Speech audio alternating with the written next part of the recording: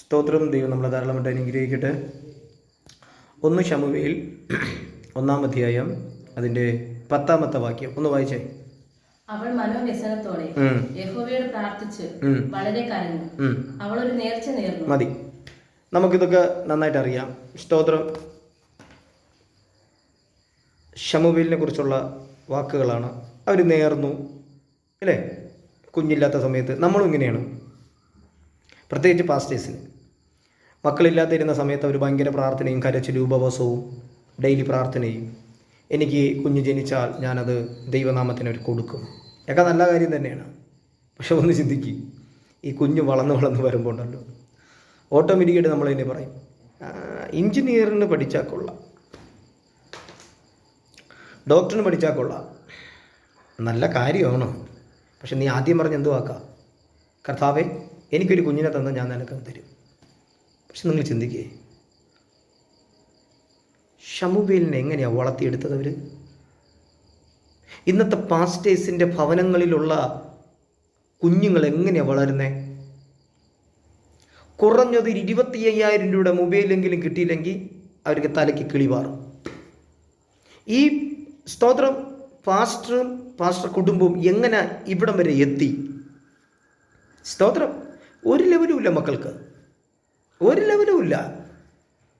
അവർക്ക് പിന്നെ മൊബൈൽ കിട്ടിക്കഴിഞ്ഞാൽ അവർ നേരെ വെച്ച് പിടിക്കുന്നത് ഇംഗ്ലണ്ടിലാണ്, അല്ലെങ്കിൽ ചൈനയിലാണ്, അല്ലെങ്കിൽ അമേരിക്കയിലാണ്. കാരണം അവിടുത്തെ പഠിത്തം വല്ലാത്ത പഠിത്തം, നല്ല കാര്യം തന്നെ. പക്ഷെ നിന്നെ ജന്മം നൽകാൻ നിൻ്റെ അമ്മച്ചിയും നിൻ്റെ അപ്പനും കൂടി കിടന്ന് പ്രാർത്ഥിച്ച പ്രാർത്ഥന നിനക്ക് മറന്നു പോകണം. കാരണം അമ്മയും അപ്പനും അത് പറഞ്ഞ് പഠിപ്പിക്കുന്നില്ല. സ്തോത്രം. ഹല്ലേലൂയ. പിന്നെ അവർ ഇഷ്ടമുള്ള രീതിയിലുള്ള പ്രസംഗവും ഇഷ്ടമുള്ള രീതിയിലുള്ള പോക്കുമായി. കുറ്റം പറയണമെന്ന് വിചാരിച്ചാൽ എനിക്ക് വലിയ കാര്യമൊന്നുമില്ല. ഞാൻ ചോദിക്കട്ടെ, നമ്മുടെയൊക്കെ പാസ്റ്റേഴ്സിൻ്റെ മക്കളും എത്ര പേരാ ഇന്ന് ദൈവവചനത്തിനകത്ത് വരുന്നത്? കേരളത്തിൽ അവർ നന്നായി പ്രാർത്ഥിക്കുകയും പാടുകയും ഒക്കെ ചെയ്തെന്ന് പറയുന്നു. പിന്നെ ഒരു കോഴ്സ് എടുത്ത് പഠിക്കാനായിട്ട് ബാംഗ്ലൂരിൽ വിട്ടപ്പോൾ അതോടുകൂടി അവൻ്റെ ജീവിതം പോയി. അപ്പോൾ അതെന്തോ പരിശുദ്ധാത്മാവ് അത്? അല്ല, എനിക്ക് അറിഞ്ഞൂടാ, അതാ ചോദിച്ചേ. ഇല്ലാതെ ഒന്നും നടക്കില്ല, പ്രസംഗിക്കാൻ പോലും പറ്റില്ല. പക്ഷെ നമ്മളിവിടെ ഈ മോൻ്റെ പഠിത്തവും കാര്യമായിട്ട് അവനെ ബാംഗ്ലൂരിൽ പറഞ്ഞ് അയച്ച് ഒരു 3 വർഷം കഴിഞ്ഞപ്പോൾ പറയണ അവൻ്റെ മൈൻഡ് മാറി. അവൻ പിന്നെ ബെല്ലുമില്ല ബ്രാക്കും ഇല്ല. അപ്പനാണോ ഓടി നടന്ന പ്രസംഗം. ഇന്ന് ചൈനയിലാണെങ്കിൽ നാളെ അമേരിക്കയിലാണെങ്കിൽ അങ്ങനെ ഓടിക്കൊണ്ടിരിക്കണം. ഒന്ന് മനസ്സിലാക്കുക, നിൻ്റെ കുടുംബത്തിനെതിരായി വരുന്ന ആഭിചാരങ്ങളെ പിടിച്ചടക്കി നിൻ്റെ മക്കൾക്കെതിരായി വരുന്ന, നിനക്കെതിരായി വരുന്നതിനെ നീ ആദ്യം പ്രാർത്ഥനയിൽ പിടിച്ചടക്കുക. ജയിച്ചിട്ട് നീ പ്രസംഗിക്കാൻ പോകും. ഈ ചില ടീമുകളുണ്ട്, വീട്ടിലും പാസ്റ്റർ, ചർച്ചിലും പാസ്റ്റർ. നിങ്ങൾ വീട്ടിൽ പാസ്റ്റർ അല്ല, വീട്ടിലൊരു അപ്പൻ. ആ അപ്പൻ തൻ്റെ മക്കളെ ചേർത്തിരുത്തി കാര്യങ്ങൾ ഷെയർ ചെയ്ത്, ഇപ്പം എങ്ങനെയാണ് നിങ്ങളുടെ പഠിത്തം, എങ്ങനെയാണ് നിങ്ങളുടെ കാര്യങ്ങൾ, ഇത് അവർക്കൊരു മൊബൈൽ വാങ്ങിച്ച് കൊടുത്താൽ അവർ കിടക്കാൻ നേരത്തെ ആ റൂമിൽ മൊബൈലും കൊണ്ടങ്ങ് പോകും. അതിപ്പോൾ പെണ്ണായിരുന്നാലും ആണായിരുന്നാലും അവരെന്താണ് ചെയ്യുന്നത്, അവരെന്താണ് കാണുന്നത്, ഒരു പിടുത്തവും നമുക്കില്ല. ഏറ്റവും അവസാനം നമ്മൾ അറിയുന്നത് ലൂസിഫർ അവരെ പിടിച്ചു. സ്തോത്രം. ഏതോ ചാനലിൽ കൂടി കയറി, ഏതോ യൂട്യൂബിൽ കൂടി കയറി, എവിടെയൊക്കെ കുഴഞ്ഞു കയറി പിടിച്ചു. പിന്നെ അവരുടെ ഒരു സ്വഭാവത്തിൻ്റെ രീതി, പ്രാർത്ഥിക്കാൻ വിളിച്ചാൽ വരത്തില്ല. ശ്രദ്ധിക്കണേ നിങ്ങൾ, പ്രാർത്ഥിക്കാൻ വിളിച്ചാൽ വരത്തില്ല. 3 മക്കളുണ്ടെങ്കിൽ ഇളയവ മാത്രം കൂടെ ഇരിക്കണം, 2 എണ്ണം 2 സൈഡിൽ. ഹാബീലും കൈനയും ശ്രദ്ധിക്കുക. ഒരുത്തൻ ആട്ടിടയൻ, ഒരുത്തൻ സ്തോത്രം പച്ചക്കറി കൃഷി, രണ്ടും യോജിക്കുന്നില്ല. സാത്താന് നമ്മൾ ഇടം കൊടുക്കുകയാണ്. പക്ഷെ നിങ്ങൾ ഇയ്യോബിൻ്റെ കുടുംബം നോക്കിയേ. ഇയ്യോബ് പറയുന്നുണ്ട്, സൽക്കാരത്തിന് വരുമ്പോൾ എൻ്റെ മകൻ അറിയാണ്ട് യഹോവയെ ത്യജിച്ചു പോയി സംസാരിച്ചിട്ടുണ്ടെങ്കിൽ എന്നും പറഞ്ഞ് രാവിലെ അവർക്ക് വേണ്ടി യാഗം കഴിക്കുന്ന ഒരു അപ്പൻ. കണ്ട, അങ്ങേരും ദൈവഭക്തനാണ്. പക്ഷെ തൻ്റെ കുടുംബത്തിലുള്ള ഓരോ നീക്കവും അങ്ങേര് മനസ്സിലാക്കി പ്രാർത്ഥിക്കുന്നുണ്ട്. സ്തോത്രം. ഇന്ന് നമ്മൾ എത്ര പേരാ കുടുംബമായിട്ടിരുന്ന് ഉപവസിച്ച് പ്രാർത്ഥിക്കുന്നേ? മാസത്തിലൊരിക്കൽ മക്കൾക്ക് വേണ്ടി, ഭാര്യയ്ക്ക് വേണ്ടി. ഇത് നമ്മൾ മിനിസ്ട്രി നല്ലത്, മിനിസ്ട്രി തെറ്റല്ല, നല്ല കാര്യം. പക്ഷെ മക്കൾ വഴിതെറ്റി പോണത് പരിശുദ്ധാത്മാവ് നിങ്ങൾക്ക് കാണിച്ചു തരൂലേ? മറ്റുള്ള സഭകളിലുള്ള കുട്ടികളെ നിങ്ങൾക്ക് പറയാൻ പറ്റുന്നല്ലോ, നിങ്ങളുടെ മോൻ ഞാൻ കണ്ടു കേട്ടോ, പോയപ്പോൾ ഒരു വണ്ടി തട്ടി തെറിക്കുന്ന ഒരു രംഗം, അവനെ വിളിച്ചുകൊണ്ടുണ്ടെന്ന് പ്രാർത്ഥിക്കണം. എന്നാൽ സ്വന്തം മോന, സ്വന്തം മോള ഇത് കാണാൻ പറ്റുന്നില്ലേ? അതാ ഞാൻ എപ്പോഴും പറയുന്നത്, നിങ്ങൾക്ക് എൻ്റെ പ്രസംഗം ഇഷ്ടപ്പെടില്ലെന്നും. അതൊന്നും വലിയ കാര്യമൊന്നുമില്ല എനിക്ക്. ഇത് സഭയിലുള്ള എല്ലാ മക്കളെക്കുറിച്ചും പരിശുദ്ധാത്മാവ് പറഞ്ഞു കൊടുക്കുന്നു.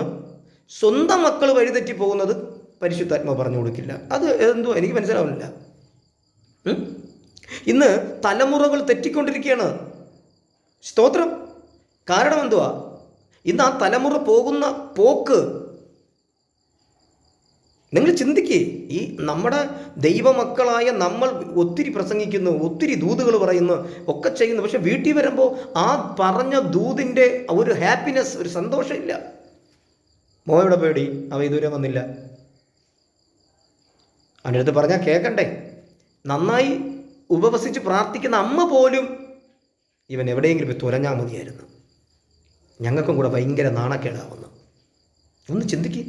മുടിയനായ പുത്രനെ കുറിച്ച് നിങ്ങൾ പഠിച്ചു നോക്ക്. അപ്പൻ്റെ കൂടെ നടന്നവൻ യഥാർത്ഥത്തിൽ ആ ഇളയ മകനാണ് നല്ലൊരു പയ്യൻ. മൂത്തവൻ അപ്പൻ്റെ കൂടെ നിന്നേണേ. ഈ ഇളയ മകൻ വന്നേച്ച് മാനസാന്തരപ്പെട്ട് വന്നിട്ട് പോലും മൂത്തവൻ ഇഷ്ടപ്പെടുന്നില്ല. കാരണം പഴയ നിയമത്തിൽ മൂത്തവൻ അറിയാതെ സ്വത്ത് കൈമാറാൻ പറ്റില്ല. മൂത്ത മകനാണ് എല്ലാ അവകാശം.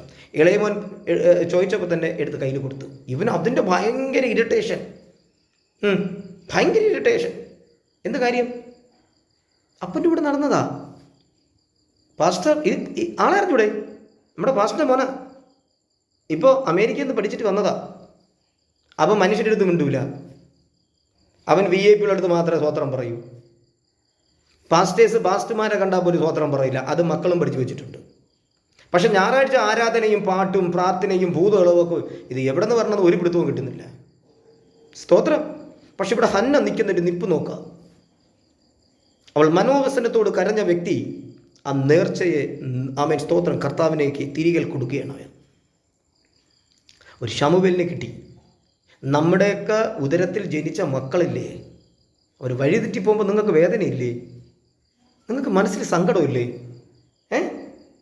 നമ്മുടെ ചർച്ചിലുള്ള ആമേൻ സ്തോത്രം വിശ്വാസികളുടെ മക്കൾ തെറ്റിപ്പോകുമ്പോൾ നമുക്ക് വേദനയില്ലേ? നിങ്ങൾ ചിന്തിക്കേ നിങ്ങൾ നന്നായിട്ട്. എന്താ കാരണം എന്നറിയാവോ? മക്കളുടെ വിഷമം കേൾക്കാൻ നമുക്ക് സമയമില്ല. മോളുടെ വിഷയം, മക്കളെ എന്താണ് നിൻ്റെ വിഷയം? പറ മക്കളെ. അമ്മ എനിക്ക് ഈ ഒരു കോഴ്സ് പഠിക്കണ്ടമ്മ. പിന്നെ വേറൊരു കൂട്ടരുണ്ട്, ചുമ്മാ നിൽക്കുന്ന കുട്ടികളെ നേരെ കൊണ്ട് ബൈബിൾ ക്ലാസ്സിൽ കൊണ്ട് തള്ളി കൊടുക്കും. അവന്മാരുടെ കൂടെ കേൾക്കട മക്കളെ, നിനക്ക് ബൈബിൾ ക്ലാസ്സിൽ പോകാൻ താല്പര്യമുണ്ടോ? ഉടനെ തന്നെ ഒരു പാസ്റ്റർ തലയ്ക്ക് കൈവച്ചിട്ട് പറയും, നിന്നെ കാണുന്നു, ഏലിയാവിനെ പോയി നിൽക്കുന്നു. അവൻ പോയിട്ട് ഏലിയാവിനെ പോലെ തന്നെ തിരിച്ചു വരും. അവൻ മനസ്സില്ലാതെ മനസ്സോടെ ബൈബിൾ ക്ലാസ്സിലും പോയി ഇവിടെ കിടന്ന് മനുഷ്യൻ്റെ ഊപ്പാട് വന്ന് ഇവിടെ നിന്നപ്പോൾ ഇത്തിരി സമാധാനങ്ങളുണ്ടായിരുന്നു. ബൈബിൾ ക്ലാസ്സിൽ പോയവൻ്റെ ബെല്ലുമില്ല ബ്രാക്കുമില്ല. എടാ, ബൈബിൾ ക്ലാസ്സിൽ പോയവനെ ഒന്ന് പ്രസംഗിക്കാൻ പറഞ്ഞാണ്. അവൻ പിന്നെ കടലിൻ്റെ നീളം, കടലിൻ്റെ വീതി, തിമിംഗലത്തിൻ്റെ വായുടെ പല്ല്, ഇതൊക്കെ പറഞ്ഞുകൊണ്ടിരിക്കും. ഇവിടെ ജനം നിൽക്കുന്നതിൻ്റെ രീതിയിലോ പരിശുദ്ധാത്മം നിറഞ്ഞവനായിട്ടോ പ്രസംഗിക്കാൻ അവനെ കൊണ്ട് പറ്റുന്നില്ല. അവൻ ചുനി പാസ്റ്റർ പ്രസംഗിക്കുന്നതിനും കോപ്പി അടിച്ച്, സുരേഷ് ബാബു പാസ്റ്റർ പ്രസംഗിക്കുന്നതിന് ഒരു കുറച്ച് തട്ടിയെടുത്ത് ഒരു പ്രസംഗക്കുറിപ്പുണ്ടാക്കി. ഇതാണ് യഥാർത്ഥത്തിലുള്ളത്. പിന്നെ അത് കഴിഞ്ഞ് അവനൊരു 20, 22, 25 വയസ്സാകുമ്പോൾ തന്നെ കല്യാണമായി. ആ കല്യാണത്തിന് ദൈവഹിതമുള്ള വൈഫാണോ കിട്ടണമെന്ന് പോലും അവന് നോക്കണ്ട. Hash Bush. ഇതേപോലെ തന്നെ ആ പുരോഹിതൻ, ഏലി പുരോഹിതനും അങ്ങനെ അവസാനം സഹികെട്ട് പറഞ്ഞടേ, നിങ്ങൾ മനുഷ്യരുടെ പാപം ചെയ്താൽ ദൈവത്തോട് പ്രാർത്ഥിക്കാം. എടാ, ദൈവത്തോട് പാപം ചെയ്താൽ ഞാൻ ആരെടുത്ത് പ്രാർത്ഥിക്കട്ടെടാ? സഹികെട്ടുപോയി എങ്ങനെ? ഇന്ന് ഓരോരുത്തരുടെ കുടുംബം, നിങ്ങളടുത്ത് ഓരോ പാസ്റ്റർമാരുടെ കുടുംബത്തിൽ നിങ്ങൾ പഠിക്കേ. വില കൂടിയ മൊബൈൽ, അത് ഫുഡ്, അത് എല്ലാം നല്ലത് തന്നെ. പക്ഷെ നീ ചിന്തിക്ക്, നീ വന്ന വഴി നീ ഓർക്ക. 1 രൂപ ഇല്ലാതെ അല്ലേ ദൈവം നിന്നെ വിളിച്ചിറക്കിയത്? ഒരു സ്തോത്രം ഒരു ഉടുതുണിക്ക് മറുതുണി ഇല്ലാതെ നിന്നെ വിളിച്ചു വരുത്തിയില്ലേ? നീ ഇന്ന് ഏത് ലെവലിൽ നിൽക്കുന്നു? നീ ഏതൊക്കെ ഫ്ലൈറ്റിൽ കയറി, ഏതൊക്കെ ഉന്നത സ്തോത്ര വാഹനത്തിൽ നിന്നെ എൻ്റെ ദൈവം കയറ്റി? നിൻ്റെ മക്കൾക്കതറിയാമോ? അപ്പൻ ഹാഷ് ബുഷായിട്ട് പ്രാർത്ഥിക്കുന്നതേ അറിയാവൂ. പക്ഷെ അപ്പൻ മുട്ടുമേൽ നിന്നതും കരഞ്ഞതും പഴങ്ങഞ്ഞി വെള്ളം കുടിച്ചതും പൈപ്പ് വെള്ളം കുടിച്ചതും ഒക്കെ എന്തുകൊണ്ട് മക്കളടുത്ത് പറയാത്തത്? അപ്പൻ പോസ്റ്റ് നിൽക്കുന്നതേ കണ്ടിട്ടുള്ളൂ. അപ്പൻ ഫ്ലക്സിൽ നിൽക്കുന്ന ഫോട്ടോസേ കണ്ടിട്ടുള്ളൂ. അപ്പൻ വലിയ കാറിൽ പോകുന്നതേ കണ്ടിട്ടുള്ളൂ. ഒരു ഉടുതുണിക്ക് മറുതുണി ഇല്ലാത്ത ദിവസങ്ങൾ നിനക്കൊക്കെ ഉണ്ടായിരുന്നു, നമുക്കുണ്ടായിരുന്നു. അത് മക്കളെ പറഞ്ഞ് പഠിപ്പിക്കോ? ഇല്ല. മക്കൾ പറഞ്ഞ പപ്പ ഇന്ന കോഴ്സ് പഠിക്കാൻ പറഞ്ഞേ, എവിടെയാ? ചൈനയിലാ. ഏത് ഭാഷ പറഞ്ഞ്? നേരെ ഇതാ പോണു ചൈനയിൽ. എടാ നീ ദൈവത്തിൻ്റെ അടുക്ക കേൾക്ക്, നീ ദൈവത്തിൻ്റെ അടുക്ക കേൾക്ക്. എൻ്റെ മകനെ ഞാൻ നിനക്ക് വേണ്ടി തന്നതാണ്. പരിശുദ്ധാത്മാവെ എന്തു ചെയ്യട്ടെ? ഇവിടെ കൈനയും ഹാബേലും അവർ രണ്ട് റൂട്ടും 2 വഴികളുമാണ്.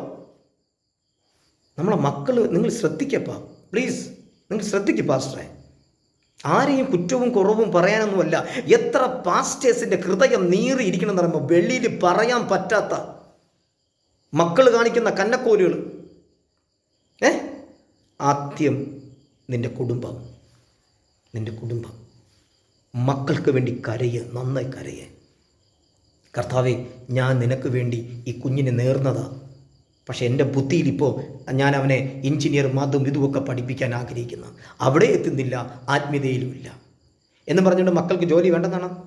ഇവിടെ കർത്താവിൻ്റെ ജോലിയാ വലിയ ജോലി. വേറെ എന്തെങ്കിലും ഉണ്ടാടാ പോയി? റിട്ടയർഡിങ് ആവാത്ത ജോലിയാടാ അത്. നിൻ്റെ മരണകാലത്തും നീ റിട്ടയർഡിങ് പറ്റാത്ത ജോലിയാടാ നസറേനായ യേശുവിൻ്റെ കൂടെ നടക്കുമ്പോൾ. പൈസയാണോ? ബുദ്ധിമുട്ടാണോ? ഒന്ന് മുട്ടുമടക്ക്. ഏലിയാവിൻ്റെ അടുത്ത് കേൾക്ക്. ഏലിയാവേ, ദിവസം നിന്നയ്ക്ക് ആരാ കാപ്പി തന്നേ? ആരാ ഫുഡ് തന്നേ? ഏത് വ്യക്തിയാ? കർത്താവിൻ്റെ കൃപയാരി ഏലിയ പറയും, ദൈവം എന്നെ നടത്തി.